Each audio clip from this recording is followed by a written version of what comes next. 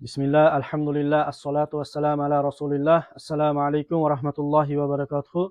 Bizlarni kuzatayotgan aziz aka-ukalarimiz, birodar va opa-singillarimiz, biz yana shu Langarda Tepaqo'rg'on uchastkasidamiz. O'tgan safar ham onajonimizni chiqargandik, ko'p ham odamlar bunga bir ijobiy ta'sir qilmadi shekilli. Biz boshqatdan bu videoda olib, holatni tushuntirishga harakat qilamiz.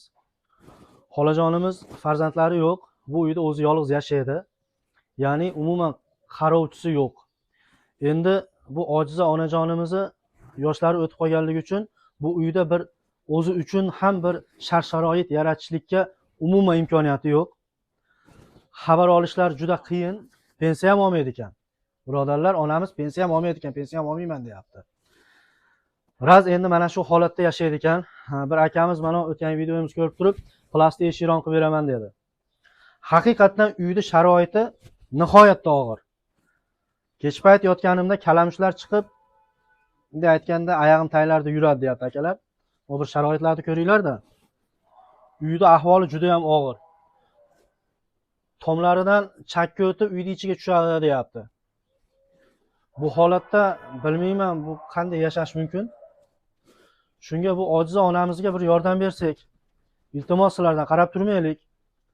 Bir bunday aytganda jiddiy bu muammoga yondashsak, qo'lida bor aka-ukalar ozginadan qilsak, mana shu bitta xona uyda yashasam, mana shu uyni bo'lsa ham chiroyli qilib, qishda yashab bir aniq issiq o'tirishlikka, biz aytayotgan zarar kulandalardan bir omonda qolib, bunday aytganda yaxshi yashashligiga sharoit qilib beraylik. Inshaalloh bu narsalar albatta savobli ishlardan bo'lgan bir amallardan. Xola, o'zingizdan bir xalqqa murojaat qilasizmi? Nima deyman? Mashada nima deydi? Holat o'zi ko'rinib turibdi. Sharoit shunaqada endi. Ular ham shunday yordam beringlar deyapman-da endi.